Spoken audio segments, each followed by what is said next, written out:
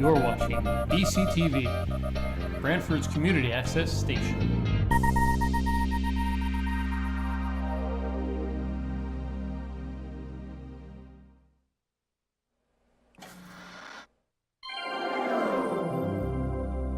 This is BCTV, Brantford Government Television, a service of Brantford Community Television. The following program is brought to you through the support of the Town of Brantford.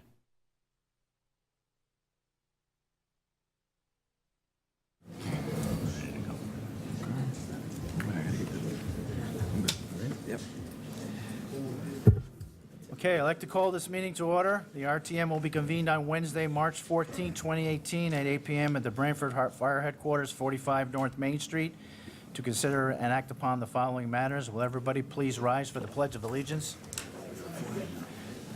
We do have a flag, thanks to the fire chief.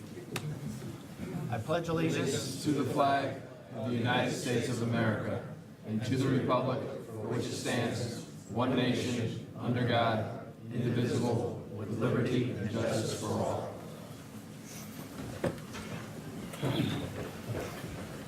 A couple announcements. The budget books are here for the RTM members who haven't gotten them already. They're on that back shelf over there.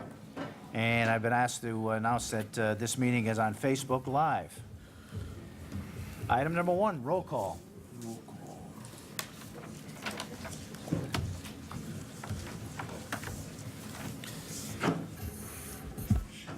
Okay, roll call. Representative Edelman. Present. Representative Alphone. Here. Representative Anderson. Here. Representative Black. Here. Representative Brockett. Here. Representative Buchanan. Here. Representative Comey. Here. Representative Conklin. Here. Representative Dockenvich. Here. Representative Diadamo. Here. I didn't forget you this time. Representative Dunbar. Here. Representative Flanagan is here. Representative Hall. Here. Representative Hanson here. Representative Henschel. Here. Representative Ingraham. Here. Representative Jackson. Here. Representative Kelly. Here. Representative Lawler. Here. Representative Leonard. Here. Representative Preet. Representative Riccio. Representative Sandler. Here. Representative Stepanik. Representative Sullivan. Here. Representative Torelli. Representative Toohill. Here. Representative Walker. Here. Representative Wells. Here. And last but not least, Representative Zambrano. Here. We have a quorum, Mr. Moderator, and for ex officios, we have First selectman. Mr. Cosgrove, Mr. Ahern, Lisa's out here somewhere, right? See, Lisa's right there. Lisa and Joe. Okay, cool. Okay. Item number 2, approval of the minutes of the previous meeting. Do I hear a motion for approval? Representative Buchanan, is it? She's a amendment. The Crescent Bluff item, Yeah. in the minutes, it said it went to R&O, rules and ordinances, but it went to admin services. Thank you. I will make that change. One sec. Any other further corrections to the minutes? Hearing none, do we have approval for a motion to approve?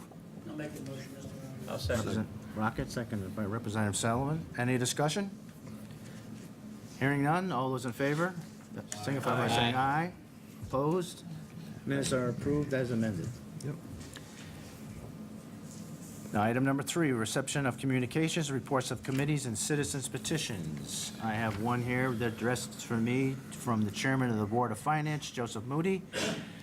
Dear Mr. Moderator, at the meeting of the Board of Finance held on February 26th, the following resolution was adopted. Resolution appropriating $1,500,000 for the new Indian Neck Firehouse and authorizing the issue of $1,500,000 bonds of the town to meet said appropriation, and pending the issuance thereof, the making of temporary borrowings for the such purpose. It is hereby adopted and recommended for the approval by the RTM meeting. All right, perfect. You read that letter from the Yes, yep. All right, dear Clerk Hanson, I am writing in hopes that you can share this with the RTM and that the town will take some action in regards to the concerns I am outlining below. My child is a student at John B. Sliney Elementary School, and we are residents of a nearby street.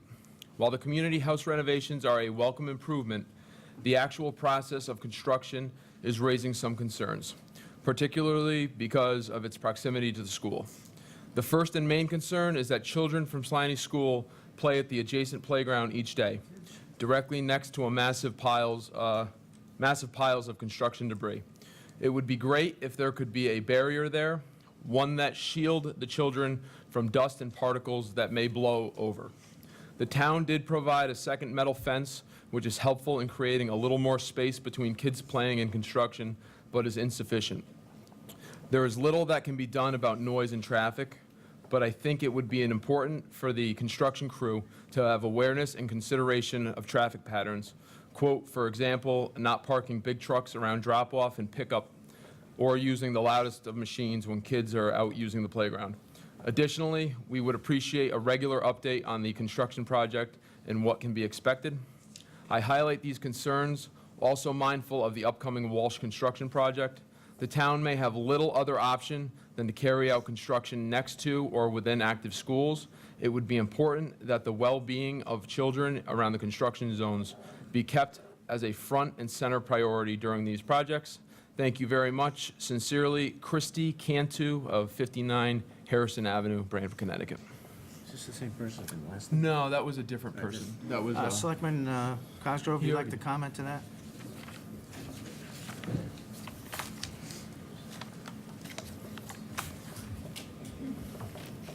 Sure. I'm not sure the date of your yeah, letter, Representative, when you received that. okay. It was, I think, a week after our last meeting. Oh, okay. Yeah. Because I have spoken to Ms. Cantu. Okay. Regarding those, her concerns. I actually put in a phone call prior to tonight's meeting to see if she still wanted me to read it, and I never heard back.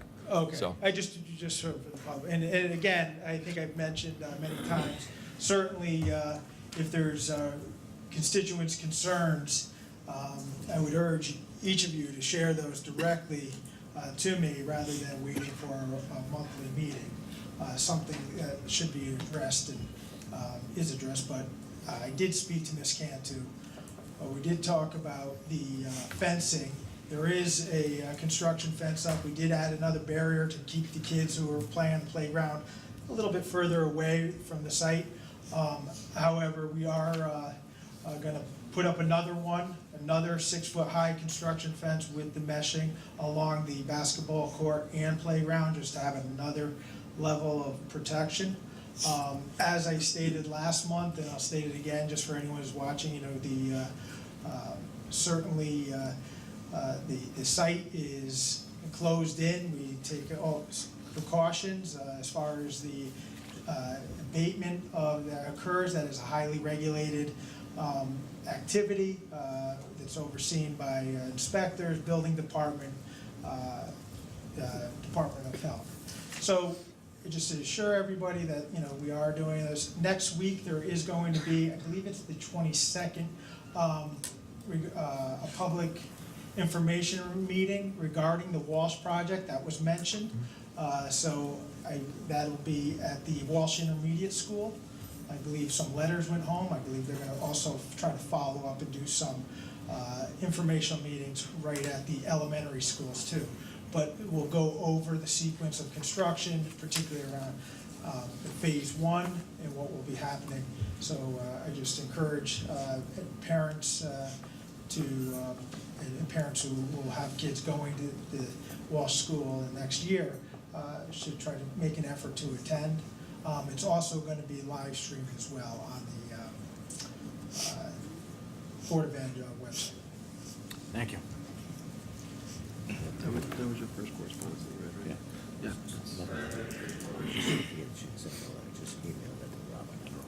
Yeah, but you agree though, it's inappropriate. I have nothing else. You have anything else? That's it. Okay, item number 4, to consider and if appropriate, create an ordinance that enables tax exemptions for Gold Star parents and spouses. Representative Leonard.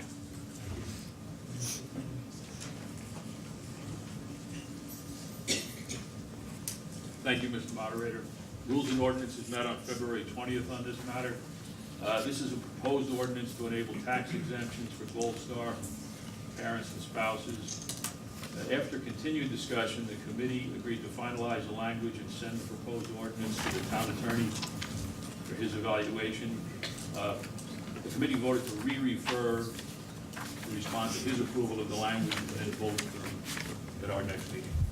And I put that in the form of a The motion. motion is to re-refer. Any discussion on the motion to re-refer? Hearing none. All those in favor signify by saying aye. Aye. Opposed? The item is re-referred. Item number 5, to consider and if appropriate, approve a contract between the town of Branford and UPSEU Unit 424 wastewater treatment plant employees from July 1, 2017 to June 30, 2020. Representative Leonard? Thank you, Mr. Moderator. Rules and ordinances met on this also on February 20th. The contract with wastewater treatment plant employees was presented by Joyce Forte of HR, Attorney William Ryan, and Finance Director Jim Finch. Among the contract goals was a wage increase within reasonable limits and consistent with the public sector market in the region. Another goal was to revise health benefits programs to further control costs for the town. Among those goals achieved was new hires starting at 85% of the current job rate. The employee premium share for medical plans has also increased for employees. After discussion, the committee voted to approve the contract, voted unanimously to approve the contract, and I put that in the form of a motion. Motion on the floor to approve the contract. Any discussion on the contract? Hearing none, this will be a roll call vote.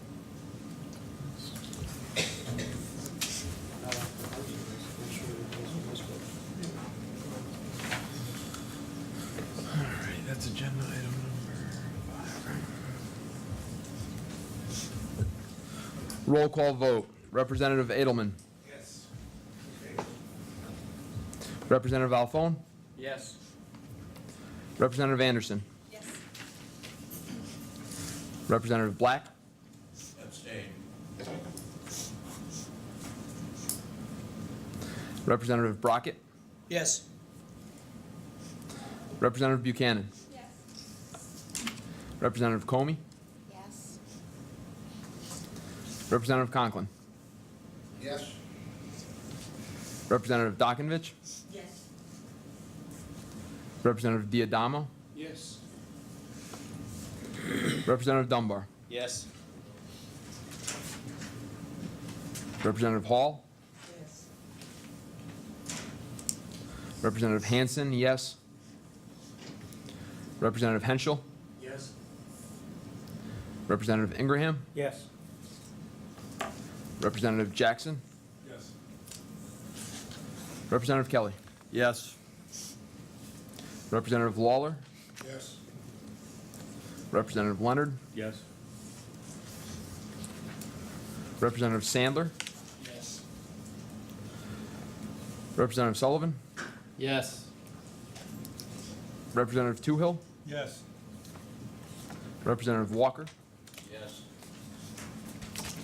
Representative Wells. Yes. And Representative Zambrano. Yes. Unanimous, except for one abstention. Motion passes. The item carries. Item number 6, to consider and if appropriate, approve a contract between the town of Branford and UPSEU, the town of Branford Employees Union, from July 1, 2017 to June 30th, 2020. Representative Alphone. Thank you, Mr. Moderator. Very similar to the last contract that we just heard. Admin Services heard this on our 3/6/18 meeting.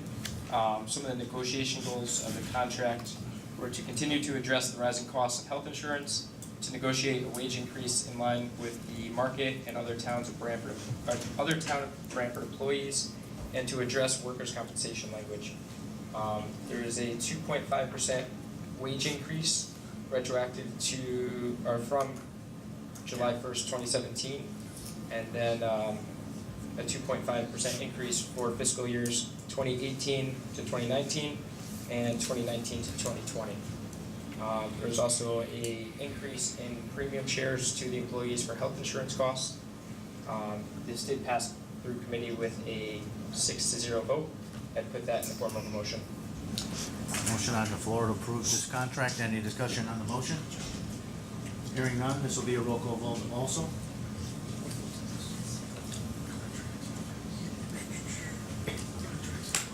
Representative Edelman? Yes. Representative Alphone? Yes. Representative Anderson? Yes. Representative Black? Abstain. Representative Brockett? Yes. Representative Buchanan? Yes. Representative Comey? Yes. Representative Conklin? Yes. Representative Dokovich? Yes. Representative Diadamo? Yes. Representative Dunbar? Yes. Representative Hall? Yes. Representative Hansen, yes. Representative Henschel? Yes. Representative Ingraham? Yes. Representative Jackson? Yes. Representative Kelly? Yes. Representative Lawler? Abstain. Representative Leonard? Yes. Representative Sandler? Yes. Representative Sullivan? Yes. Representative Toohill? Yes. Representative Walker? Yes. Representative Wells? Yes. And Representative Zambrano. Yes. Passed with 2 abstentions. Okay, contract passes. Item number 7, to consider if appropriate, amend the town code section 71-3 and 109-2. Representative Alphone? I'm sorry, Representative Leonard. Arno.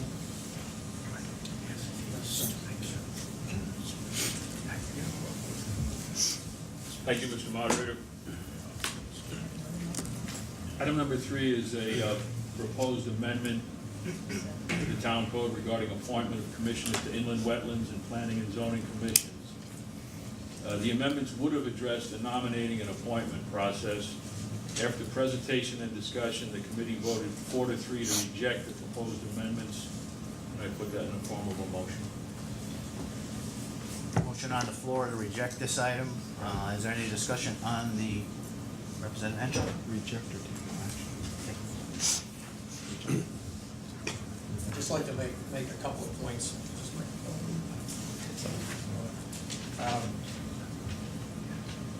This was an amendment that I had actually proposed, and I was frankly a little surprised at what I viewed as actually a level of anger at the part of half of our constituency that I even brought up this proposed amendment. I think the proposal was based on 2 very simple concerns. First was attracting and appointing well-qualified commissioners to the Inland Wetlands Commission and the PZC. And the second was having a consensus, a Board of Selectmen consensus agreement on appointments. Appointments should be, in my view, acceptable to all for those 2 critical commissions. A couple of the points that I had hoped would be at least discussed in committee, but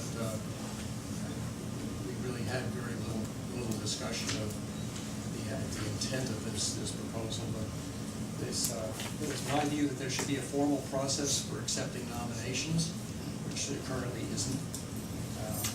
That there should be a process where upcoming available vacancies should be publicly noticed, so that the community has awareness that these positions may be open, and that if they're interested, they may be should throw their hat in the ring to be considered. This proposal would have addressed the concern that currently the selectmen should have ample time to interview and discuss nominees before they're asked to vote. The proposal would have addressed the Board of Selectmen communication issues.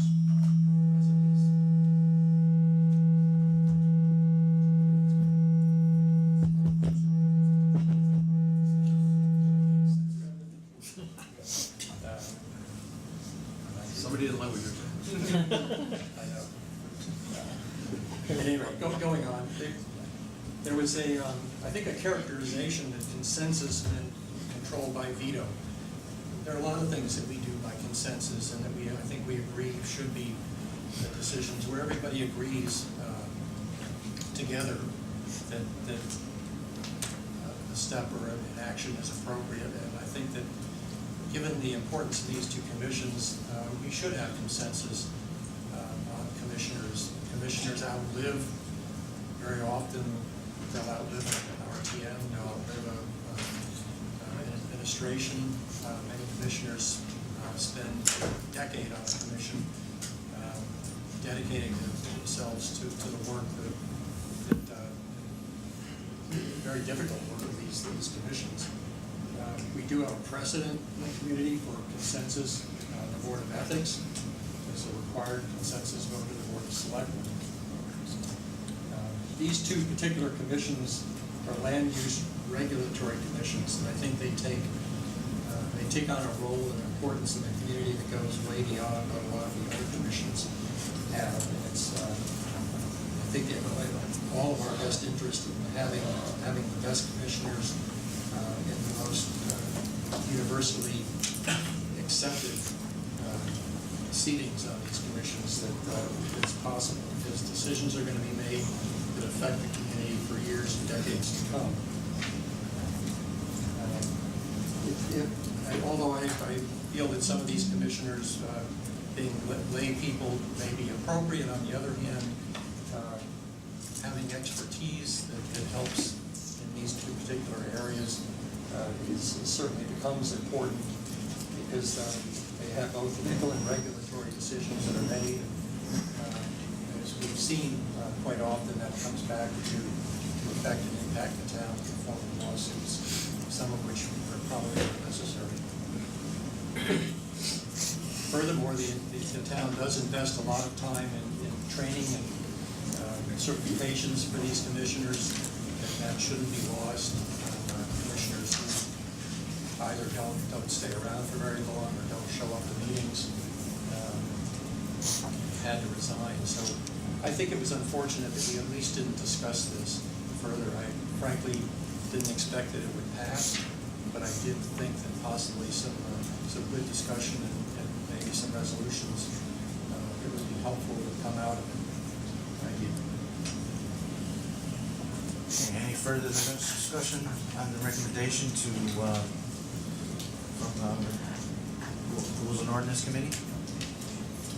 Mr. Moderator? Yes, Representative Sullivan? I'll just use this one. I don't think Representative Henschel's microphone was working in the room, but I just want to say that I supported Representative Henschel's motion to amend these sections of our code book. I do think there's a lot of value in these commissions, and I was a little surprised at, as Representative mentioned, the amount of anger about even bringing this concept up at the commission level, and I'd hope that we could have a little bit more of a discussion and compromise, because I think there are certainly components of the ordinance that was proposed that would enhance the process for commissioners, especially on these important land use regulatory commissions. I mean, these are commissioners that make decisions on a monthly basis that are very important. These, as Representative Henschel mentioned, these commissioners are also invested in by the town, sending them to certification and trainings through various workshops. And I really think there's some value here. I mean, there's times where the minority member of the Board of Selectmen may not know that there's an appointment to one of these commissions until 24 hours before they're expected to vote on a member. And so it can be very difficult to make an informed decision in placing these members onto these highly regulatory commissions. So I would urge people on the RTM to vote no in opposing the committee report, to reject the amendments. And I would hope that maybe Arno would consider re-referring it and actually looking a little bit deeper into some of the proposals. Thank you. Any further? Representative Walker? Thank you, Mr. Moderator. As a member of the Rules and Ordinance Committee, I can only say relative to Representative Henschel that there was ample time. It was absolutely wide open for discussion on any issues related to the proposal that he had brought forward. And that relates to what Representative Sullivan has said as well. And the chairman, Representative Leonard, handled it very democratically and very judiciously. And they chose not to mention what they chose to mention this evening. And I'd urge people to vote against this motion. Thank you. Okay, any further discussion on the motion to reject? Mr. Moderator? I just want to clarify that this is a motion to reject. So you want, if you want to reject it, it's a yes vote. If you do not want to reject it, it's a no vote. Correct. Any further discussion? Mr. Moderator, ask for a roll call. Okay, this will be a roll call vote. Gonna make it, Representative Hanson? I'll make it. Make it? Three, that's four now. 3 roll calls plus attendance. Oof, Just bring 2 sheets. I'm getting tired. I have the, Got a carpal tunnel. firehouse coming up too. I know. All right, roll call vote. Everybody understand this now before we vote? What the motion is from Rules and Ordinance, to defeat this, to take no action? Okay? Okay. Representative Edelman? No. Representative Alphone? Yes. Representative Anderson? Yes. Representative Black? Yes. Representative Brockett? Yes.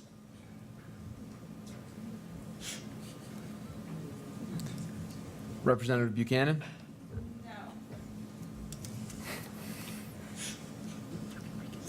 No.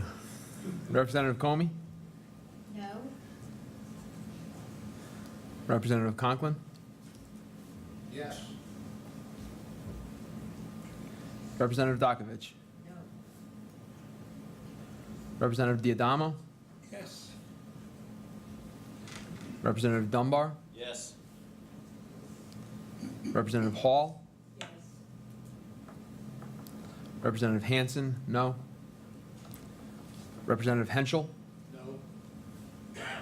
Representative Ingraham? Yes. Representative Jackson? No. Representative Kelly? Yes. Representative Lawler? Yes. Representative Leonard? Yes. Representative Sandler? Yes. Representative Sullivan?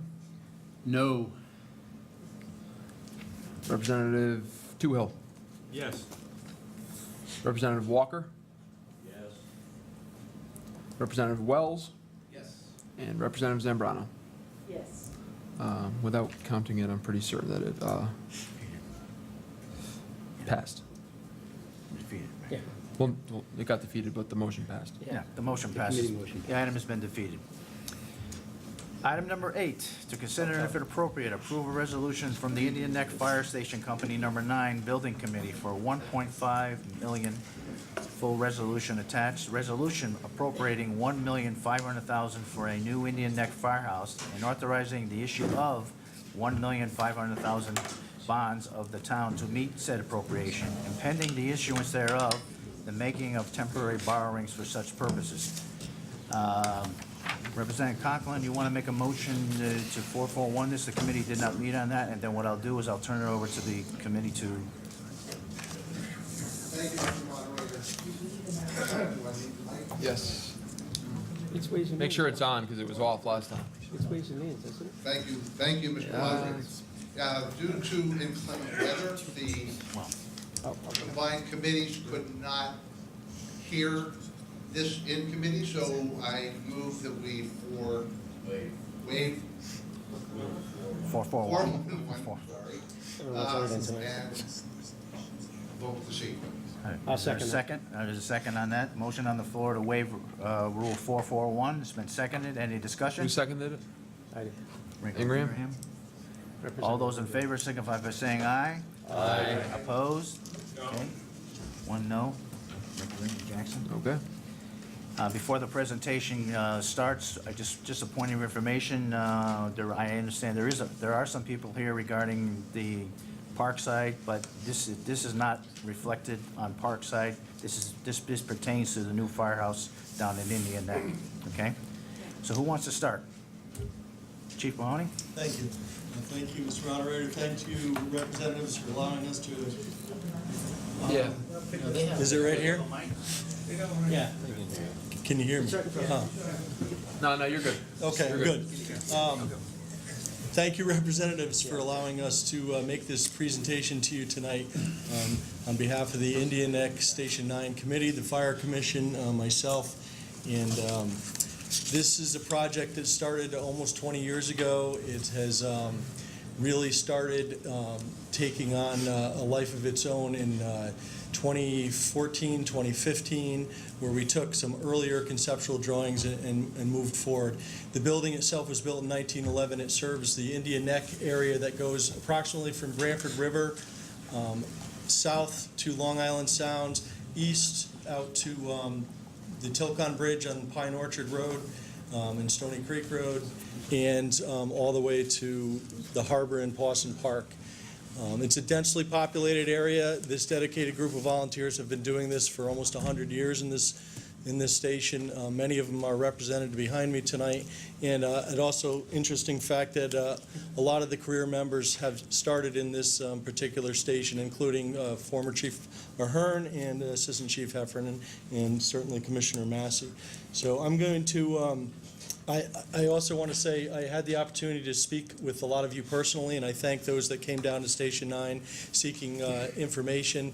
I was able to email with a lot of you and text others and try to answer questions. I'm going to turn the presentation on the building project itself and over to Dave Stein, the architect of record for the project. And he'll be certainly happy to answer questions regarding its location. I know that was one of the major concerns, is it is located in a flood zone. The construction is designed to withstand that.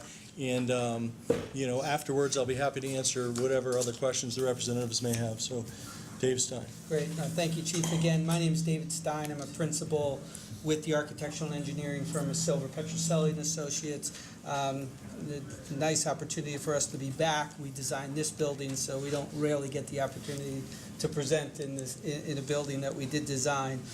So I'll walk you through. I really want to just start with the overall scope of work as far as this presentation. So it is a demolition of the existing building, as the chief mentioned, a 1911 building, which is currently a one-bay, but there's a two-story component to it, approximately 2,000 square feet.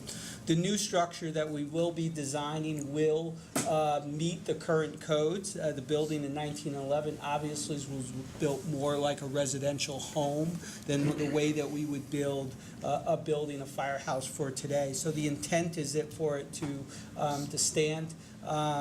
The flood, deal with the floodplain, deal with the wind loads, deal also with the seismic constraints. So the building construction obviously is going to meet all of those modern code requirements. I'll talk a bit about that. Instead of just kind of hitting through bullet points, I'll just kind of move through the presentation, which at least gives you an aerial presentation of where that sits on the apex of that turn. And then kind of moving into the existing conditions. Just from the street level, you can begin to see the neighbors that are positioned to my left. And the apparatus bay with the trucks are located in that one shallow bay, and I'll get more into just the construction of it. You begin to see just the proportions of the scale of the truck in relationship to the building. It's pretty tight to get in there. And also its positioning off of the road. As I showed in the previous slide, that road is on a curve, so it is a challenge for sight lines for the trucks to egress out and make its right or left turn. So the new building will be positioned a bit further center on the property, which will also give a better buffer to the neighbors to that left, to the left of this slide. Let's go back to another view just from the side and the proportions of this building, that low slope roof. It really is a residential structure in itself, and it's also, as you can see, it's positioned from the street is fairly shallow. We will be raising the new building, and I'll show within the site plan, about a foot higher, which is also going to help on any of the floodplain issues of water that does at times can recede close to the building's perimeter. Here's a closer view of the vehicle, very tight, and the goal of this project is not only to fit the vehicle that they currently have, but also as these vehicles become more multi-dimensional, they also have larger components, so the goal is to make sure that we can fit essentially any apparatus as it moves forward into this. Here's our views, just looking down both sides of the vehicles, extremely tight. The turnout gear is only inches or feet away from the trucks, which make it very difficult to maneuver and work through. The image to my left is just showing from the front to the back of the vehicle how close there is. There's just no room once those doors are closed to even move around, and that's just not practical to do. Even the headroom above is of the motor at my bottom right, just shows you how shallow this is. So the proposed plan is a 50 by 50 foot footprint, a 2-story building. We will have 2 bays on the lower level, and I'll talk a bit more about the living quarters that are located on that second level. That square that you see there of 50 by 50, as I positioned, we brought that well off of the property line, and we also pushed that back to be able to give enough room and an apron so that truck is able to egress out and not have his nose project all the way out into the intersection. It gives them enough sight lines to be able to maneuver. There's also parking, which is located up front and on the side on both street end to be able to give those first responders enough time to get in and into the building to its side. We're also providing handicap accessible parking. We are also providing enough green space to have a balanced site through this new development. The 2-dimensional elevation, now I think you could begin to see the size of those doors. Those are 14 by 14 foot wide, 14 by 14 high, and enough room to be able to maneuver any of the vehicles that we have in there. There is a water table, and in the next elevation will probably be a bit more pronounced that we are bringing up the concrete foundation wall, and that is going to be able to fortify any of the water surge that ends up coming in. There's these small rectangles that you see at the bottom. Those are floodgates. It actually will now allow water to come in if it does, and then allow it to recede easily out. We are bringing all the utilities up well above the floodplain. Currently, that's not the case, so even the generator, water service, any of the services will be well above the floodplain to allow this facility to be fully operational during any type of weather condition. And here's sort of a 3-dimensional rendering of the building. The architecture, we are cladding the architecture with siding, different materials, sort of a horizontal clapboard siding, and then we're doing a shingle siding that's located up above.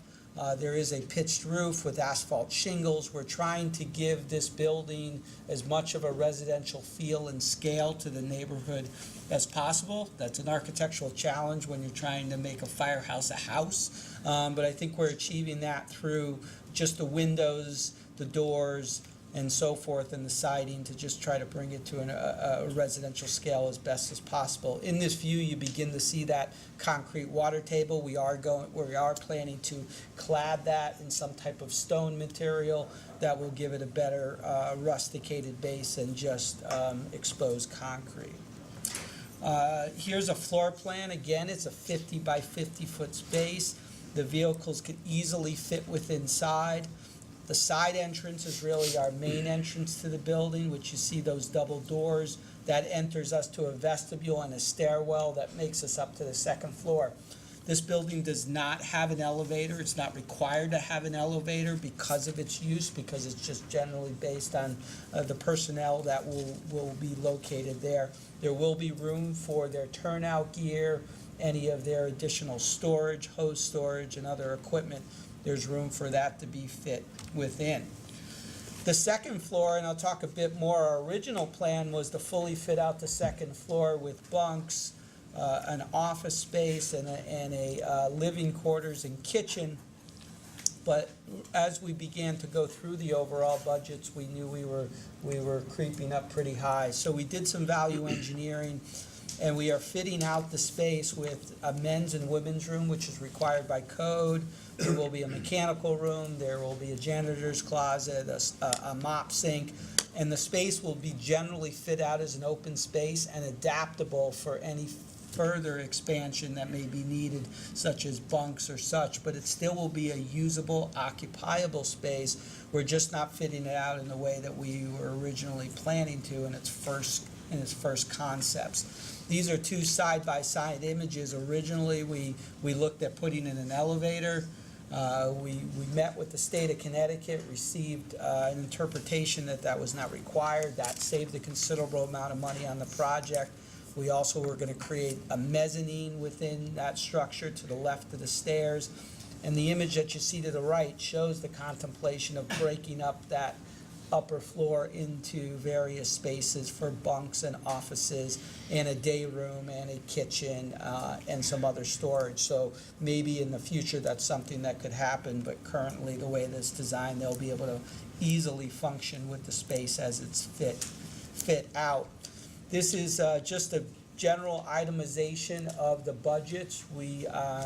Estimates were done by our firm, but there was also a third-party estimator, a professional estimator who was brought on through the process to help us better identify the costs and projections based on escalation, because we have been working on this project for many months, so we wanted to make sure we included enough escalation within there.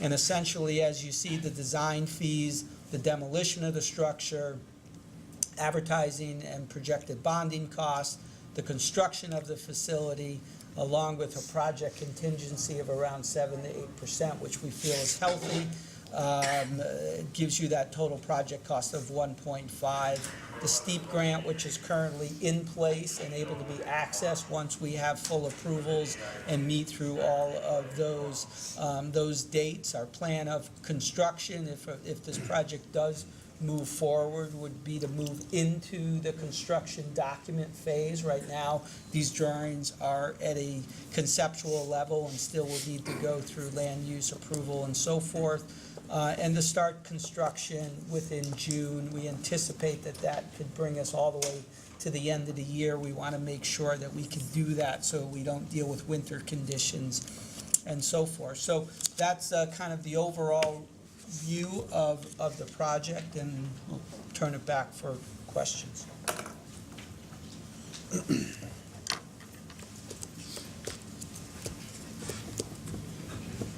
Any questions on the presentation, Representative Twill?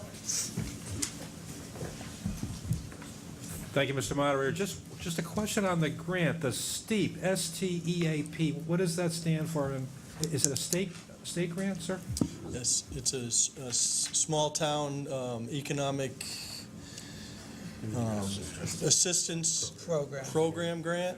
The town has received these types of grants in the past. This particular grant is $500,000. It is still very much there for us. However, in the past, where some of the STEEP grants the town's received have sat for up to 10 years without being used, with the current state of the state, they keep pressuring us to make sure that this project is moving forward. So I just want to assure you that I've been assured right now through Janice Plasiak, the town engineer, and her contacts with the state, that money is in place right now. Thank you very much, Chief. I plan to vote for this.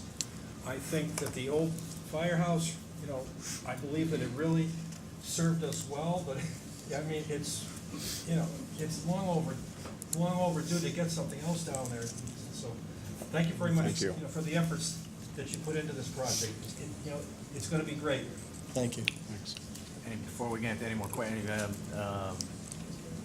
Mr. Massey, any comments from you or from the Assistant Fire Chief, Sean Heffernan, before we go continue the questions?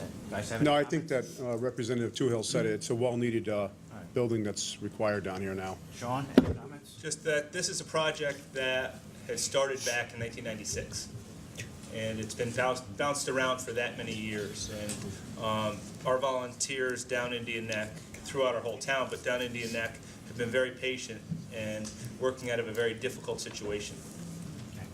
We'll have Representative Jackson. Thank you, Mr. Moderator. You said you were going to raise the level of the slab about a foot.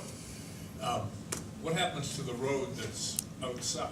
I think there's a hill there now, trying to mitigate the floodplain, and the road is depressed quite a bit lower than that. So if you raise it a foot, what happens to the road?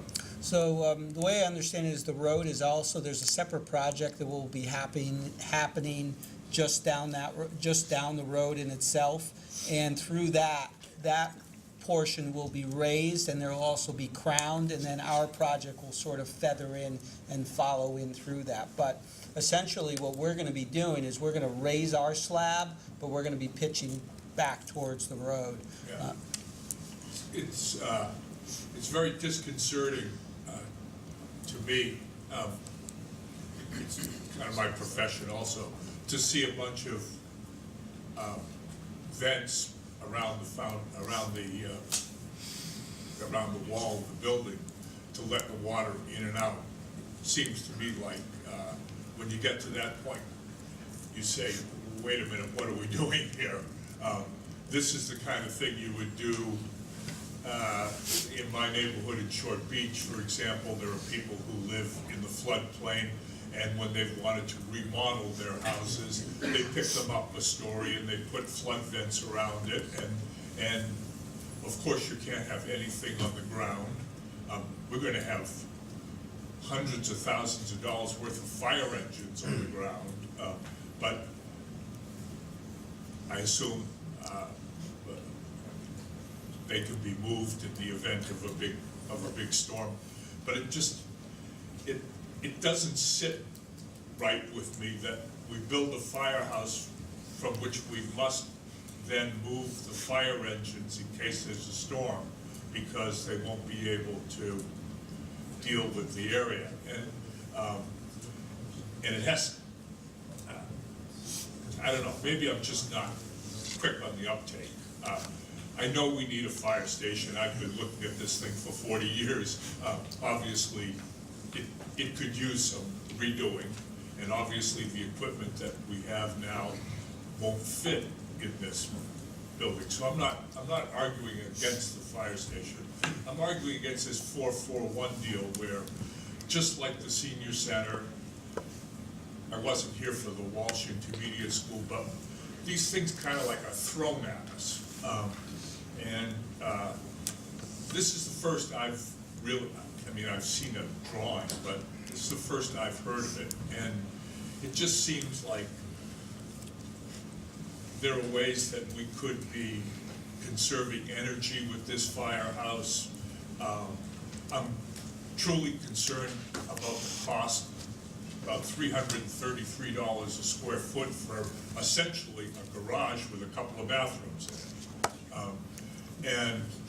And I understand that volunteers will, fit this place out over time, and I'm not talking about that, but $1.5 million here is quite a lot of money. I wish somebody would give me $1.5 million so I could build a 50 by 50 garage. It's really a pretty good budget. It's a crazy budget. And so I've got several things. The location of this thing in a floodplain, the idea that it's really bare bones, and it isn't really going to take care of our needs completely. And it just being foisted off on us, and it doesn't feel right to me. I think we need to consider this quite a bit more. I know that fire prevention and safety is a really complicated thing, but we're just supposed to just take it somebody's word that this is what we need right now, this minute. Well, to comment to Representative Jackson, this was a scheduled meeting for the committee that was gonna hear this, but because of the snowstorm, they canceled the meeting. So what we did is we went to option 2 and have them here tonight to present this thing. And the fact is that we're talking about public safety here. Last month, we appropriated $1.8 million for a library. This is something a little bit different than a library. This is something that's needed because it's public safety.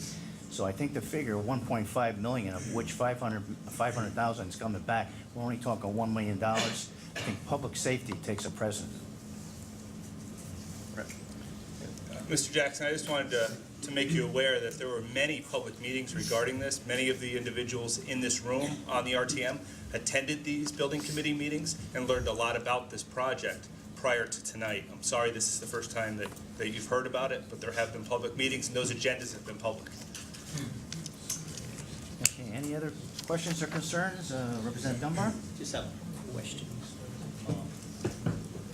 Peter wants to discuss. It's actually maybe a question and a concern. I'm all for this. I think it's well overdue. The only question I have is based on the fact that the building is planned for future expansion and so forth, and I may have missed it, but is there any rough plumbing and stuff that's going to go in place up there? I just wanted to make sure. Yes. So they'll be able to put a kitchen in and so forth later, because God knows they're gonna need that during a storm. Perfect. Yes. Thank you. Representative Black?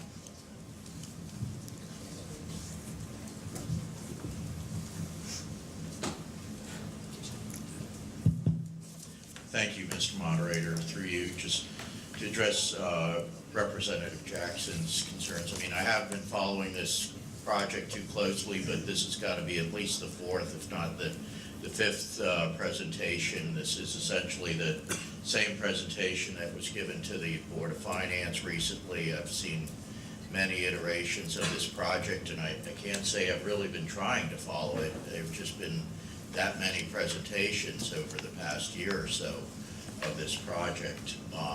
So shouldn't be surprised. I am sorry we weren't able to hear it in the committee, but we had a pretty strong snowstorm that was picking up right at the committee time, and the fire department in particular was going to be on their toes responding to other items. So we decided to cancel that. With other items coming through in the budget meetings, there just wasn't an opportunity to squeeze another meeting in, so we decided this was the best way to go forward here, was just have the whole presentation put on the floor and we can discuss it here. But, you know, everybody that cares about this should not be hearing about it at the first time. Second of all, as far as the fit out, I've had discussions with the chief and with the town engineer. They're hopeful that we'll be able to put in a kitchen facilities at least within this budget. To me, that's the important thing. You know, after the Board of Finance, I had a discussion with the chief and Janice out in the hallway, and I said, geez, you know, because it is something of a place of refuge in Indian Neck, in some ways, you know, you say it's bad because it could be cut off from the rest of the town. On the other hand, it's going to be a place of refuge for people if, you know, I know one of our Board of Finance members, Lorraine, I think it was, you know, lives down in Possum Park, a tree falls on her house or something, she needs someplace to go to be warm. She can go here, and it's sort of a 24-hour refuge till the hurricane passes. And there'll be usually staff, the volunteers at the fire stations during storms, in case people can't get out from the headquarters or the people at headquarters are overtasked. So I'm very much in favor of this project. And again, I know the people running this are going to essentially ask for two forms of bid, but one with some fit out, and hopefully they'll be able to have enough money to put in at least the kitchen. I told them I don't care about the offices or the bunks, but, you know, let's have a kitchen. And, you know, we were discussing, you know, little, you know, there'll be some opportunities for the volunteers to make themselves comfortable, and the more that they're there at the station, the quicker they'll be able to respond to the calls. Thank you. Representative Ingraham? Mr. Moderator, I rise in favor of this project. I'm very impressed with what's gone on for the last almost 5 years. The firehouse, you know, firefighters called us in, RTM members from the districts, asked us, hey, this is what we're looking at, we'd like to do something. You know, how do we start? So one of our instructions was, you need to help us with money. You need to raise some money somehow, whether it's, you know, going out and doing regular fundraisers, going to the state, grants. They went to the state legislature, our contingent, who were able to get the $500,000 grant. Then when they got it in, they found out that, oh, you know, we're going to be going closer to $2 million with the elevators and this and that, and they value engineered it. They didn't just come into us and say, guess what? That's what it is to build a firehouse. They compressed. They did everything that we would end up usually asking for after the fact or right here. You know, they've done that already. So with that said, I'd like to make the motion that we approve this project. Second. I'll second. Motion on the floor has been seconded. Somebody want to make any other further comments on the motion? We can keep discussing. Representative Black, do you want to make a motion to waive the reading of the resolution? Oh, thank you. Good. Excuse me, are we gonna be able to have some neighborhood input? Yep. Yeah. Okay. I move that we waive the full reading of the bonding resolution. I'll second that. Okay, all those in favor of waiving the reading of the full resolution, signify by saying aye. Aye. Opposed? Before anybody else on the RTM now, that wants to speak before I have the people, Mr. Brockett, Representative Brockett, then we'll go to Representative Henschel. Yeah, thank you, Mr. Moderator. This is my first term on the RTM, so I was not familiar with the project. But I did do some research, and I've exchanged several emails with the chief of the fire department, and I just want to take this opportunity to thank the chief for being so responsive to my emails. It was greatly appreciated, and I learned a lot, so thank you very much, Chief. Okay, Representative Henschel? Thank you. First of all, I am very much for this project. I think it's needed. I understand the fact that it's been a project long in the waiting and that there's great anticipation for completing it. However, I do have 2 points I'd like to make, and these apply not only to this project, but actually to some of the other recent building projects, and perhaps get an answer. We've talked about the flood situation, but I'm wondering whether, my understanding, and I've talked to the Selectman Ahern, who understands, has led me to understand the complexity of serving that area in terms of what happens if there are power outages, and more specifically, what happens if there's flooding situations that make certain portions of the town inaccessible. My understanding is that currently, when you have extreme floods, you actually have to move the equipment out of the building to another location for the duration to be able to serve that part of the community. Currently, my understanding in cases of extreme flooding is that there is flood water on the slab in that building, a couple of inches. You said you're raising it a foot, so maybe you're 10 inches or so above those conditions now. However, UConn's study on sea level rise in Long Island Sound is advising municipalities that by the year 2050, which is only 30 years from now, we should be planning on 20 inches increase in water sea level, which means that all conditions, high tide, extreme flooding, etc., are potentially going to be in just 30 years, going to be 20 inches above what we're experiencing now. So with that, this part of town may have to go back to a strategy where you move, again, with this new facility, move equipment out of the facility under extreme conditions, which seems unfortunate. I understand that there may be no other locations, but still, I just am hoping that in the strategic planning for how you're going to service the neighborhood, you're thinking about those things and the fact that this is not too far in the future when you're going to actually have to go to Plan B in your strategy. The other thing I'm concerned about is the fact that we put up, this is the third smallest, but the third of our most recent projects, and to my understanding, none of them have addressed the issue of trying to get the town to move toward a 100% clean energy usage in its buildings. And this is a small project. You may not be able to fit out solar panels. The town could be buying clean energy for the facility, and I would propose that it should be doing that, and should be doing that, in fact, for all of its facilities, to the extent that it can't be supplying it either from our new solar farm or from panels on buildings. So I'm hoping that we will start to think about that when it comes to firing up this building. You're probably using gas or fuel oil for heating. It would be nice if some of that in the future could be transferred into a cleaner solution, energy. And lastly, I understand there's a contingency of about $100,000 in your budget. From the way you're talking, I'm assuming that if you don't spend that contingency on the construction, you're probably going to be putting it into some of the amenities that you had to strip out. So any way you look at it, the town is going to be, putting up the $1 million with another $500 coming from the STEAM grant. So I'm assuming that that's going to be the case. If you do have any comments on the first two concerns, I'd appreciate it. There may not be anything that you can add. Chief Mahoney? Yes, no, those are very legitimate concerns and quite understandable for both Mr. Jackson and Mr. Henschel. We did look as a committee at several other locations to see if there was a better location for the station, but quite frankly, this is the best location that the town owns. And it is physically located in such a way that from strictly response and response times from the station and the area that serves and the volunteers that make up the contingent to serve comes from this area. So all of that went into the decision to locate it where it is. We have had issues with flooding 2 hours before, 2 hours after extreme high tides.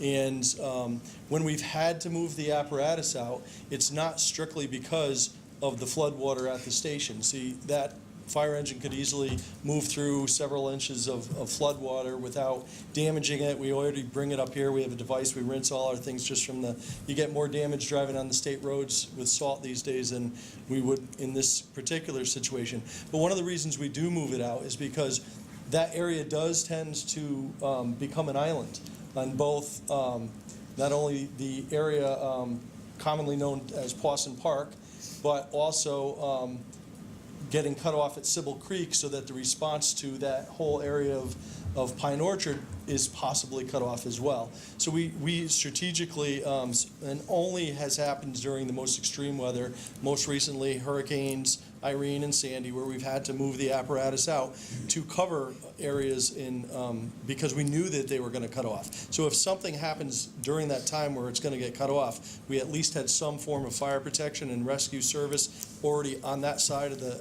the water.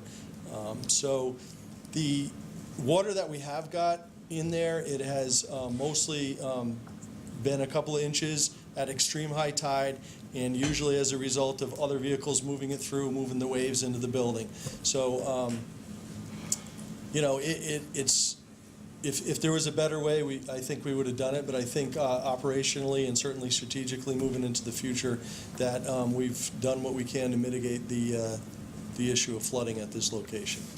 And just from an engineering perspective, to create, we are bringing that foundation wall about 4 feet above the ground. So that in itself is going to allow that water to come in and out and deal with that water pressure that is put on the building. The floodgates actually are a better solution than to try to fortify around the building. You can't actually create gates, put them in front of each of the doors, and just allow the water pressure and the waves and the tide to sort of push against that building. It can be engineered that way. But the most cost-effective approach is just to allow the water to come in, and when the tide goes out, the water essentially goes with it. You're able to open the doors, so you reduce any of those pressures against the walls. We are bringing all of the utilities above that point, so there won't be any compromise of any of those materials. Those will all be coming in from up above and so forth. So that is really the best approach to structurally design this building in a fairly simplistic way of just using those foundation walls as a structural method, as opposed to putting the building on stilts and trying to engineer it from that capacity. Sean? Mr. Henschel, just to expand a little bit on Chief Mahoney's comments regarding storms. If this firehouse were to be built at a different location, we would still strategically be placing apparatus onto Pawson Park because we have thousands of people on an island. We need to have someone there. So the movement of fire apparatus during storms isn't really related to where the station is. It's where our needs are for our citizens. And lastly, your comment just in terms of the mechanical systems and the building systems in there. So this building is going to be significantly better than the existing building just from its envelope. It's going to be well insulated. So that's going to help reduce any of the overall operational costs of the building. You could see there was a lot of windows that were designed around there that wasn't purely just aesthetic. Our goal is to be able to filter in enough daylight through those bays to reduce any of the artificial light that's in there. And then the mechanical systems are going to exceed the current energy code. Although it won't be designed as a lead building, it's really going to be based on those same principles. They're fairly simplistic systems, so the consumption of energy is going to be reduced significantly even from what they currently have in place, and the building code mandates us to be well above that. And if solar or any other component wants to be added on, that's something that could easily be adjusted into the design just because of the nature of the building. Representative Wells had his hand up, and then Representative Zambrano.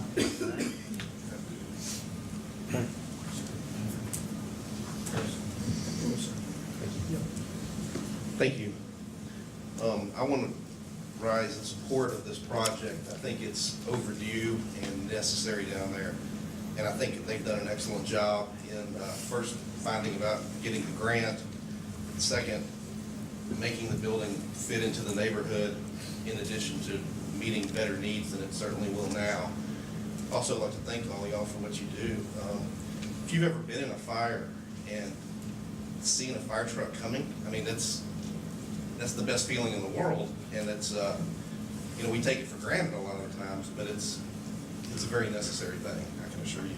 Thank you. Representative Zambrano. I did take the tour that was offered last week, and the place is awful. I don't know how it's been there for so long, and I used to live in that area. Thank you all, you're all dedicated. It's nice to see the uniforms. But I will say the one thing or two things I guess I think about. Consolidation. I think the plan is nice. I think it fits into the neighborhood nicely, thought out. But I also think that now that we have this lovely building, that there might be a fire station that could be closed. And we can start to disperse our volunteers to this building. I think we all have to give a little bit, and I think it's time to give. So that's my recommendation. And there was a question also about the neighbors and the parking that they had a handshake on or something in that area. And maybe you can explain that to everybody here before they vote, because I'm a little hazy on the information. So currently the streets down in the neighborhood are narrow. We do have a plot of land that substantially isn't built on right now. So the neighbors, when they have family come over or gatherings at their homes, oftentimes will park their overflow vehicles in that, because if they do park on the street, you can't pass vehicles. So that was one of the concerns that was identified from the neighborhood, and we brought that back to the architects and the town engineer. We feel that if we were able to allow, right now they currently drive over the existing curve and kind of park in a row. While they're not going to be able to fill that whole lot like they have on, and maybe when Camp Rising Sun's at Owenigo, we're still going to try to allow the curves to be drivable, California curves, so that they could drive up and park in a row, similar to how they are for the majority of the time right now. So that's definitely into consideration if, as Dave showed you on the plan, there is that area of grass where they could do that. Representative Hanson? Yeah, for full disclosure, most in this room know that I'm a firefighter for a different municipality, but I might be a little biased. But with that said, I think I can get a true appreciation of what you guys do here in Branford. In my opinion, I think we have one of the best, most premier fire departments on the shoreline. You do a lot with a little. I could say that. You do a lot with a little. And when I go to work at night at the firehouse, I know that my wife, my 2 boys, they're good to go because I know I got some of the best firefighters and paramedics responding to my house if needed, God forbid, knock on wood. That doesn't need to be called upon, but also with a father who has ALS, whose health is failing. I know you guys are going to be there 150% for him. We've already had to call you a couple times, and I appreciate that. You've done a great job. Sorry, wait.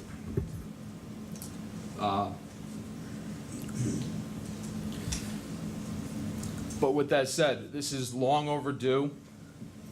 This, Chief Heffernan, what'd you say, 96? 96. These plans started for $1.5 million that we're appropriating the bond for. This is only coming to $1 million.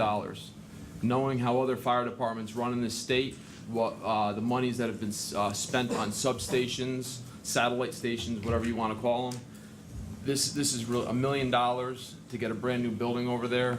To me, seeing what I've seen and the buildings built, we're getting a lot of bang for our buck. And again, your department, I can't believe whether it's pulling somebody from a 3rd floor on Main Street or the things that you guys do amazes me with the limited manpower, the limited staffing. You guys do a fantastic job, and this is just a small token of what we can do to show our gratitude for this department. And I would urge all to vote yes for this project. And again, it's long overdue, and thank you all very much for what you do and for my family. Thank you. Yeah, Representative Hanson, you might want to consider transferring from Milford to Branford. I'm 8 years out from retirement. Representative Toohill? Yes, thank you, Mr. Moderator. One quick question. I'm just curious to know about the heating down there. Is it, what's the heat situation, Chief, please? Currently or in the new project? At the new facility. So this, my understanding is we're going to have gas, fuel-efficient gas, which is, there is existing gas on the property now, and that's what's heating the facility. That's great to hear. Thanks a lot. Thank you. Any other questions from the Representative Sandler?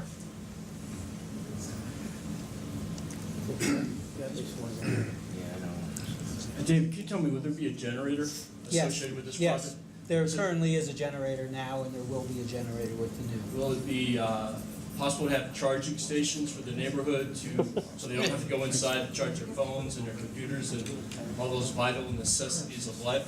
Yes. That's what Lloyd puts out. Yes. That's an And easy then I am in That's easy. support of this project. Lloyd does that across the street. Representative Sullivan? Thank you, Mr. Moderator.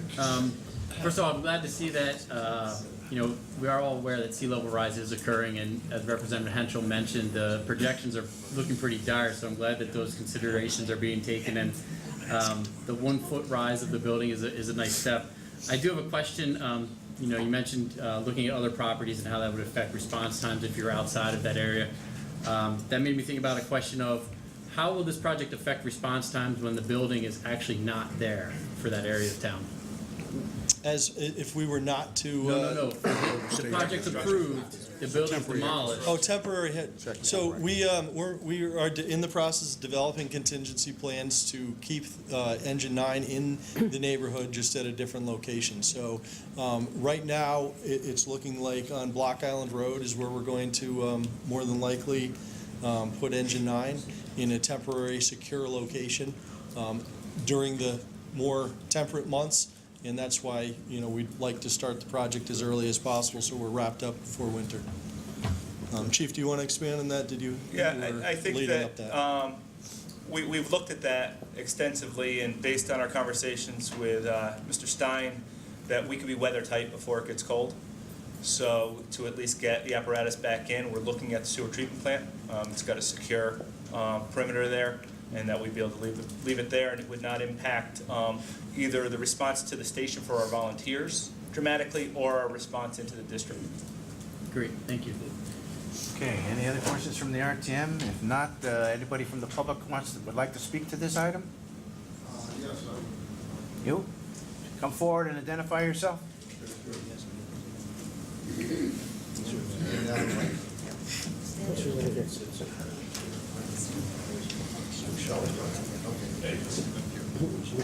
George Platt, I'm the owner of 41A Cocheco Avenue, and I think I'm speaking for the Cocheco Avenue Association, which is 32 homes right now.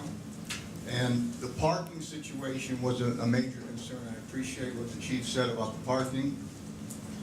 But on like a Memorial Day or a Labor Day weekend, there might be 10 to 15 cars. And that was on the grass. We wouldn't take spots from the volunteers. And thank you guys for your service. But, so I don't know if that works with I don't know how many spots are gonna be there, because obviously we can't take spots from the volunteers. But that would be a major hardship. I think the chief spoke well about it, because most of the houses have just enough room for the cars that they have. Never mind having somebody come over. Now, as a taxpayer, I don't think a best of the worst program is a wise move on $1 million or $1.5 million. I mean, in regard to the floodplain, I mean, it just seems like there's got to be a better place. I know it's been there from, since 1911, but I mean, I would support redoing it, and not be a monstrosity, but being close, a little bigger than what's there. But also, I've been there all my life, and I grew up playing in that park. My children played in that park. The neighborhood still plays in that park. And basically, we're gonna lose that park, because it looks like from where it sits on there, when you put the parking lot on Cocheco, there's gonna be no room for green. So that's a major concern.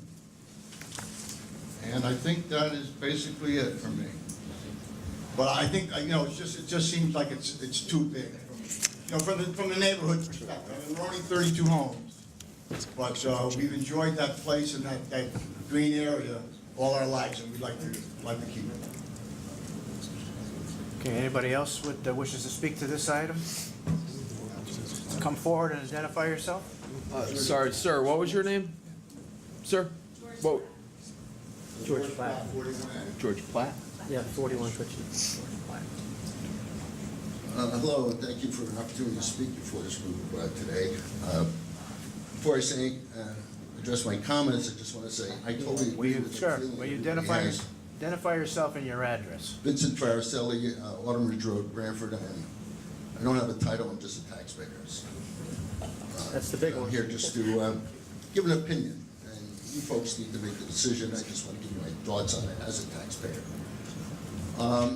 First of all, I totally agree with the sentiment about the fire department and all the civil services in the town. I think overall the town does a great job.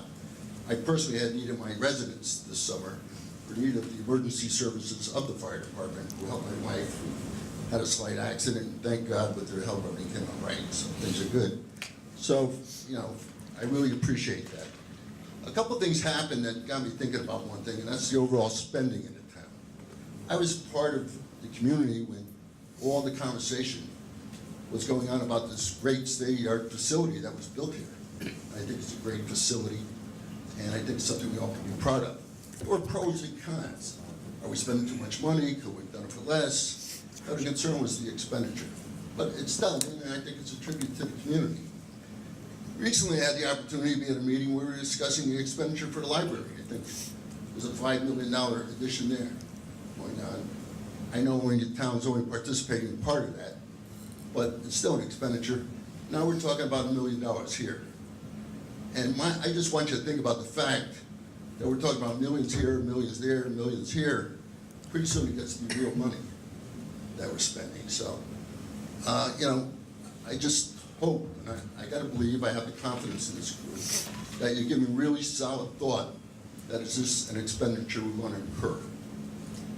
And then my issue, or my concern about what's happening here are a couple of things. I've heard a lot of discussion. I heard the term critical need mentioned, but I'm not sure if it's been explained. With this facility that we have here, the one in the town of Branford, and the location of this facility, it's probably the premier fire department on the Holy Shore. And in my mind, it could take care of any emergency in the town of Branford. You can get any place in Branford in 10 minutes, or 15 minutes, or something like that. So, my question is, do we need a satellite facility? Number one, okay? Is this facility, was it built to address the needs of the town of Branford? I think it was. We spent a lot of money to do it, so I would hope we could, facilitate that. If we address this problem by adding a fire truck here and a couple other people. I understand we have 33 firemen that are on duty here on a 24/7 basis. Probably can concur that. What I read on the internet, there's 50 volunteer fire people associated with this town. I don't know if they work out of here or if they have to work out of a satellite. So, that's a question to me. It's a critical need. What I heard in the discussion about the flood zone is how the firehouse is going to react to the flood. What I haven't heard explained tonight is how the people who have to facilitate that facility are going to get to it in a flood. That to me is the issue of it being in a flood zone. Not whether the facility has the capability of handling the water, but are these volunteers driving their pickup trucks or cars, whatever they use, in a time of a flood, are going to be able to get to this facility that we're spending that kind of need for. And again, so for me it boils down to the cost. Do we need to spend this money? Could be spent better other ways? I heard the Gold Star program. I'm for that. Maybe we could give veterans in this town a break on their taxes. If they just get out of the military, need to start and buy their first home. Are there other places where the money would be better spent? So that's all I'd like to propose, and I just want to put that before you, give you some things to think about. Thank you. Thank you. Anybody else who would like to speak to this? Ma'am?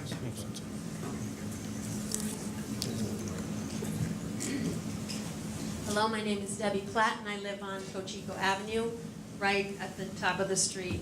The fire department is at the bottom of our street. I've lived there all my life. I met him there, played wiffle ball, football in that green space. We used to call it park, now we call it green space. My problem is, once you plop that huge building in the middle of the park, what happens? Where do the kids play soccer? Where do they play wiffle ball, football? Where do they play? It was once summer homes only. Those places are packed in there. They are now all winter homes, winterized, and people live there. But besides playing in the street, where do you play? Where do these kids play? There's no neighborhood park. It's a beautiful building.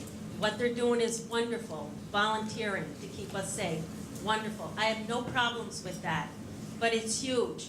I'm wondering if all the Branford residents here would be so pro for this project if it was in their neighborhood in lieu of a park.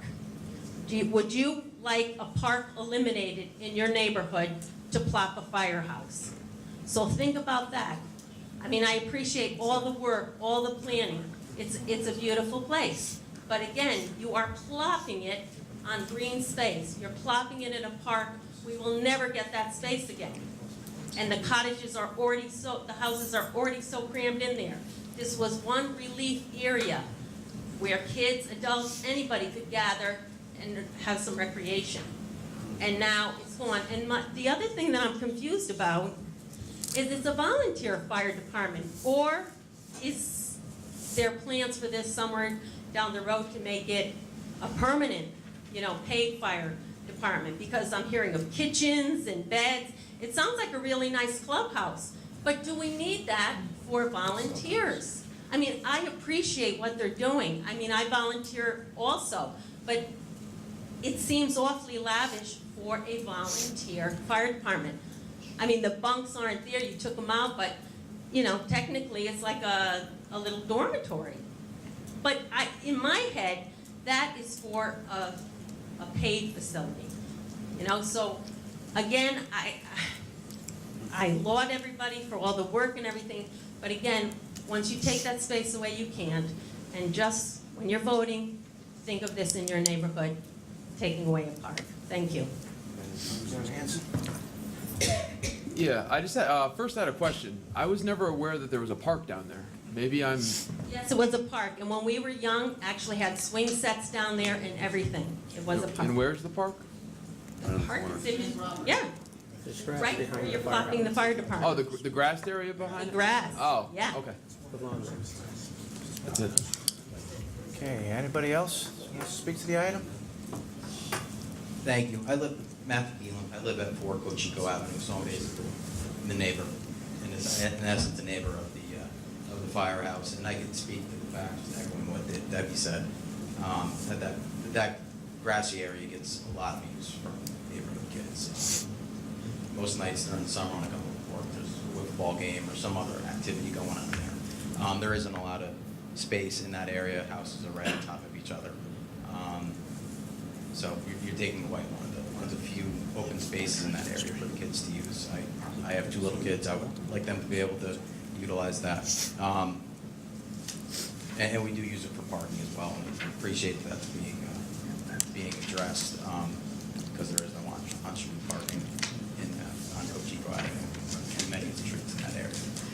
And I would also add, as I lived at 4 Cochico Avenue during Hurricane Sandy. I was witness to the amount of flooding that we got during that storm. Came up my front steps. Flooding was significant enough. The fire hydrant at the corner of Linden and Cochico was completely submerged. And I guess I know my flood insurance premiums keep going up and up, and I just question the wisdom of spending this much money in a building in that area, because the problem is with flooding isn't going to get any better there. Thank you. Anybody else? That's it? Okay, this will be a... Mr. Moderator? Yes. Since we've asked a lot of, the members on my side now have asked a lot of questions, I'm wondering if we just have a 10-minute recess to discuss some of the answers to the questions and then come back before we vote, since this is the first time that some of my members have heard this. I'll second that. Yeah, okay. 10 minutes. Sure. Slowly, Abraham.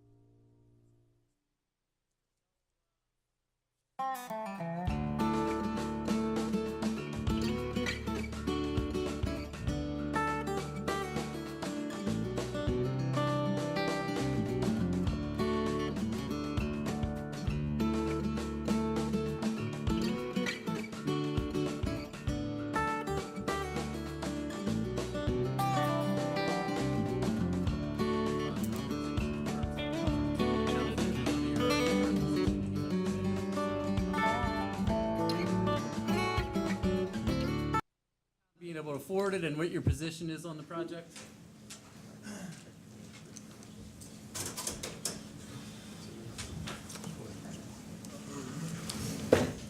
As I said, I think with the last project, the vote is yours. This is your responsibility. So I think the committee did a great job making the presentation. As far as the affordability, I think we're all aware, we all should be, all the members of this body, knowing we were going into address a number of infrastructure projects in town. We first started off back in 2013 doing a debt impact study, modeling the debt for these projects and how they would, the impact they would have on the budget. We're about 8%, 8 cents of every dollar in the budget we're going to be approving next month goes towards these projects. All infrastructure projects that we have. The middle school, the community center, the library, road projects, sewer projects, about 8 cents of every dollar goes to it. 92 cents goes to everything else.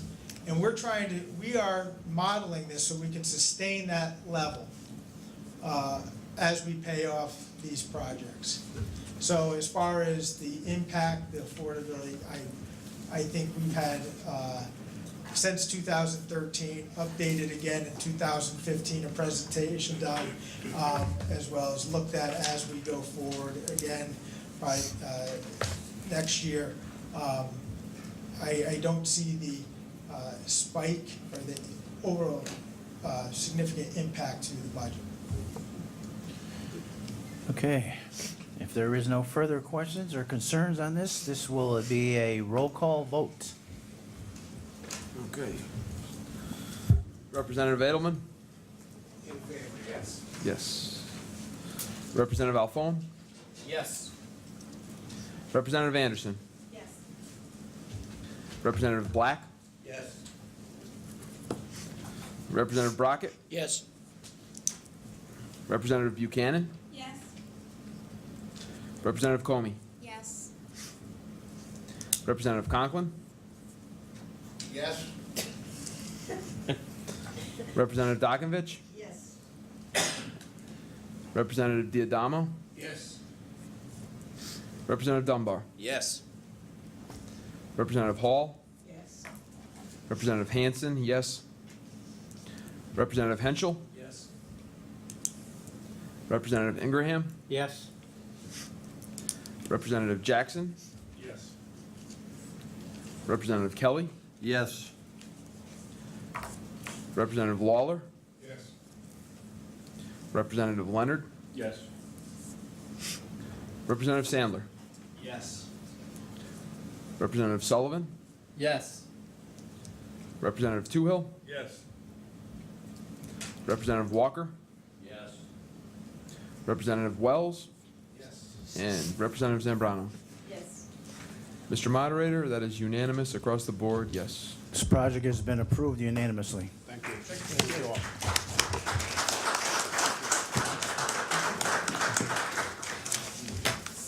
Okay, item number 9. Thank to you all. consider. Thank you all. Item number 9, to consider and if appropriate, approve a request from the town clerk for the following budget transfer. From office supplies, $200, to purchase services, $200. Representative Alphone?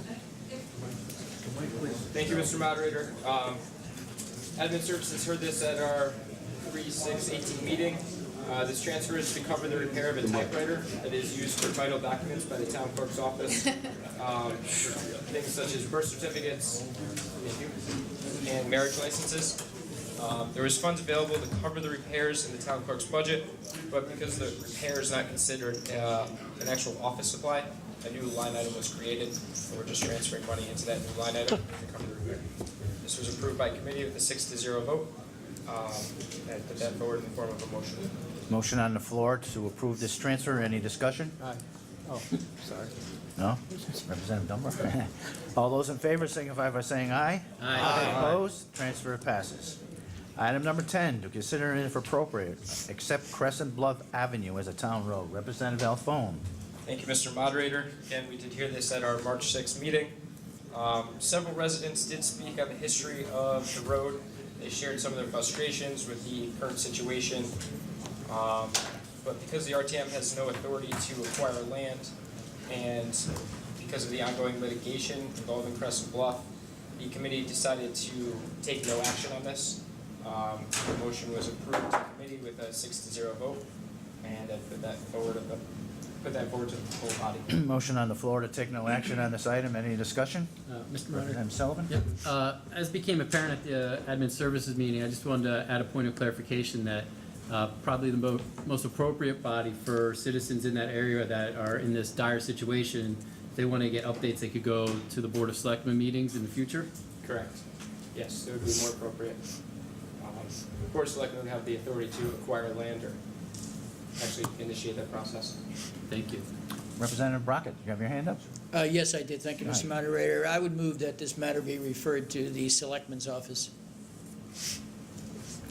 So motion by Alphone to pass, subsidiary motion by Brockett to send it off to Board of Selectmen.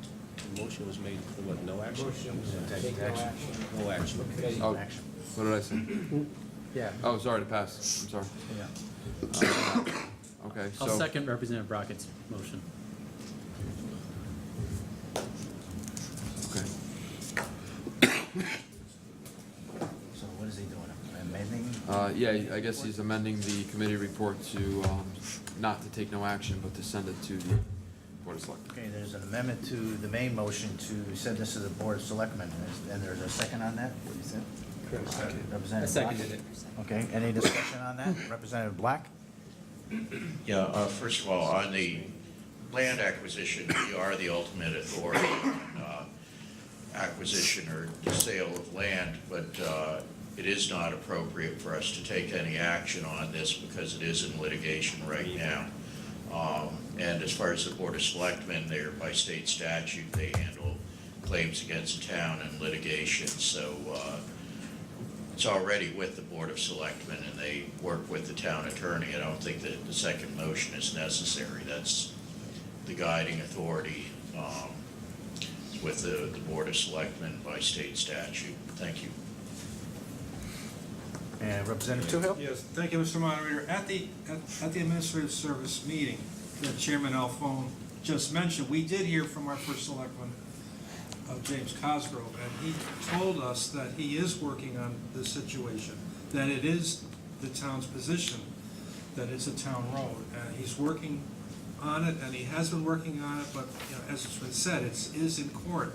The other thing is, around 7 years ago, when Unc was our first selectman, I heard about the situation, and I was very upset. I talked to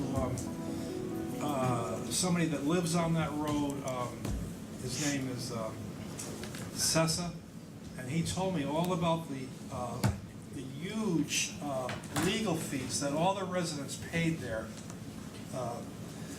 on the issue. So I spoke to Unc, and I said, Unc, this is a town situation. These people are all paying huge attorney's fees on this problem. I said, the town of Branford should be involved in this, whether it's a town road or it's not. So I understand that he did put a town council on these cases that were going on and are still going on. So to answer your question, I mean, this issue is already there. It's already over at the Board of Selectmen's office, and they are working on it.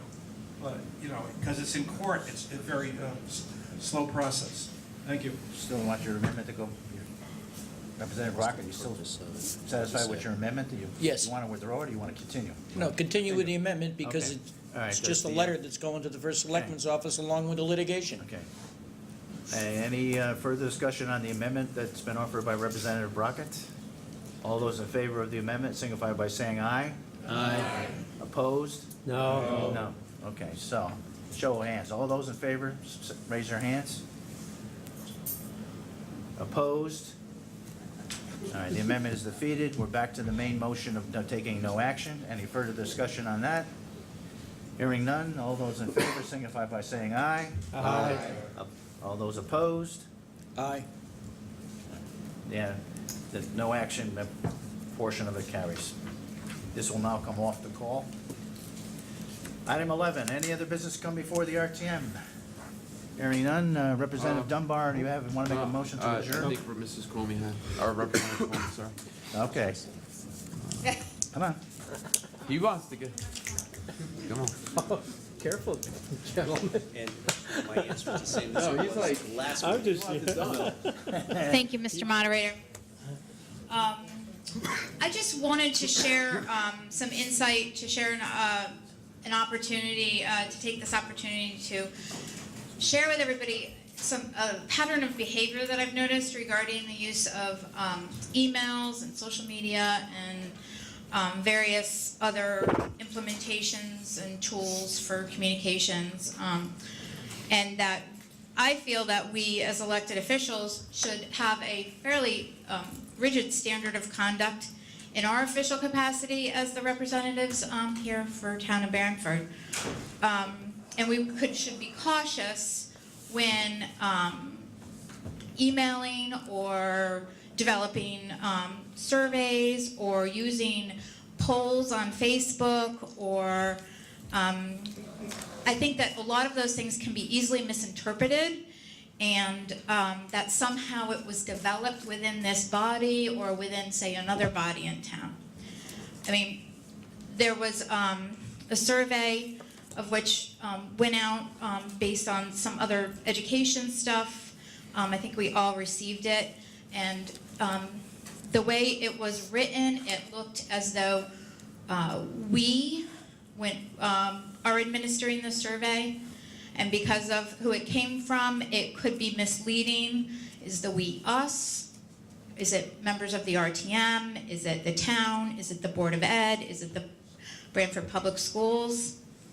And additionally, when we received the results, we saw that it was framed originally to the people who took the survey that they could opt out and remain anonymous, when in fact they were not anonymous, as explained, that certain identifiers were in place, such as email addresses. So a guaranteed confidentiality was not actually the case in this matter. And I think us as elected officials have to be careful in that manner. And I've also seen social media posts through Facebook polls in an official manner on an official representative's Facebook page on manners of business that take place in this body, and using those results as sort of an accurate measure of engagement, or as a reflection of what's going on here and that should go on here. In my eyes, it's inappropriate and it's irresponsible. So I just want to say that a little bit of collective advice for everybody, that we should all be cautious about passing along, for instance, news stories that could be false, or are just a blind trust that just because it's published it must be true, and that we can continue employing common sense and have a better awareness to have a higher standard of conduct, because we are representing the town of Branford on social media and other avenues of electronic communication. Thank you. Through you, Mr. Moderator, to Representative Comey. So are you kind of asking that if someone were to put out a survey or something, a survey, or what else did you say, a poll, to kind of delineate and say, this is not reflective of the full RTM, this isn't coming from the authority of the RTM, but from me as a specific representative, or he or she, whoever? Yes, I think that, I think that some people are, are very well known as being leaders in the community leaders, and when we put ourselves out there as doing surveys or doing opinion polls, you don't know where that information is being collected and where it might go, and I think that we just need to be cautious about it. I mean, we could sit here and pass it to some sort of committee or something like that and make some sort of standard rules of conduct, but I would hope that we would just make reasonable decisions that can not be misconstrued so easily. Thank you. Okay, any other business to come before the RTM? If not, Representative Buchanan, you want to make a motion to adjourn? You got it. Go ahead. Got to get yourself. Make a motion to adjourn. Is there a second? Second. Okay, all those in favor? Aye. Opposed? We are adjourned. Who was that second? Anybody? Kelly? Sean?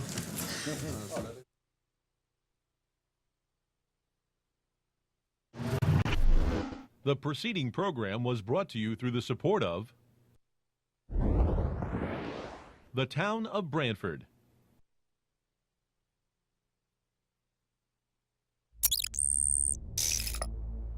Watch town meetings or other videos on demand at BranfordTV.org.